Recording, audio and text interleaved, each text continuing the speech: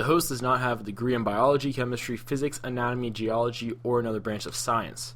He does, however, have extensive knowledge on comic books and has access to the internet. Also remember that we are discussing fictional subjects, thus they may not be scientifically possible. Thanks and enjoy.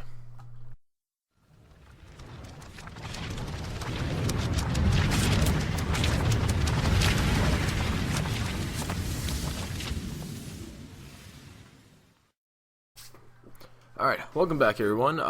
This one's going to focus on the source of the Flash's powers, which is actually, it's a great time to do it off the mid-season finale of The Flash. I'm sure a lot of people are curious about, how it works and, time travel and all that stuff. And it kind of goes into that.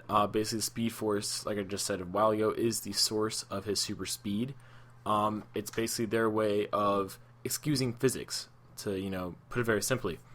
But anyways, the Speed Force, according to the DC Comics, is essentially a multiversal barrier of space-time surrounding the 52 universes that make up DC Multiverse, excluding different dimensions. Dimensions exist outside of it, which is why certain dimensions, like I guess the Marvel Universe is essentially a different dimension, which is why the Speed Force isn't present there.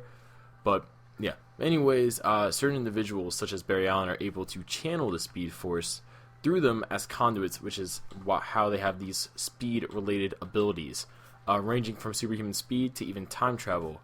However, the Speed Force, scientifically speaking, is actually 100% impossible. Various physicists have said before, both theoretical physicists and otherwise, they've said, this is straight up bullshit. To put it, plain and simple, Speed Force can't exist either as a force or as a type of energy in general. It just does not make any sense scientifically, and just it doesn't exist. The Flash himself, though, speaking comics wise, technically does defy the conservation of energy, which is why the Speed Force was actually developed by writers to explain his abilities. Inserting some logos in there into the comics, because you are supposed to have some sort of suspension of like disbelief and all that stuff, because he's defying laws of physics. The Speed Force, however, though, could be theoretically composed of, if not solely composed of, tachyons or variations of tachyons. Which, if you don't know what a tachyon is, it's a theoretical particle that moves faster than light, which aligns with what the comics have established for the Speed Force, because the Flash with the Speed Force is supposedly able to run faster than light, which is how he's able to travel through time and all that stuff. However, there's also another problem with this, being that the faster you go to light, the less mass you have. To the point where, by the time you pretty much reach the light, you essentially have no mass. Don't quote me on that. Read the disclaimer. I'm pretty sure I'm accurate and I'm correct about that. Basically, what I'm getting at here, though, is that for him to run at that speed, it would be impossible, because he couldn't be him. He's just too heavy, and even when he's moving that fast, the amount of energy he would need would be insane. The amount they hint at this on the Flash TV show and in the comics, that he has to eat a lot. But the amount of food he'd actually have to eat is so great, he wouldn't be able to physically actually keep up with it while running, because he'd be having to eat while running. There's no way he'd be able to do both at the same time, while also, saving the day and whatnot.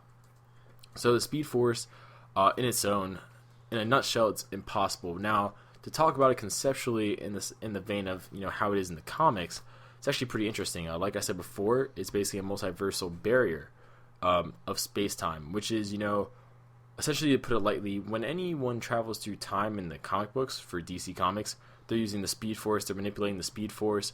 When you're opening up a boom tube, technically you're manipulating the Speed Force, especially, the Apocalyptians, people of New Genesis, because they're using the Speed Force to break into the 52 universes that make up the DC Multiverse.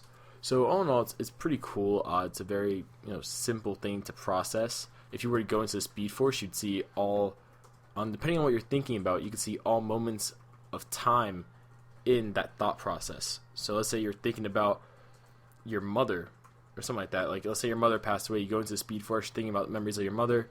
You would see all moments in time regarding your mother in the Speed Force from various universes.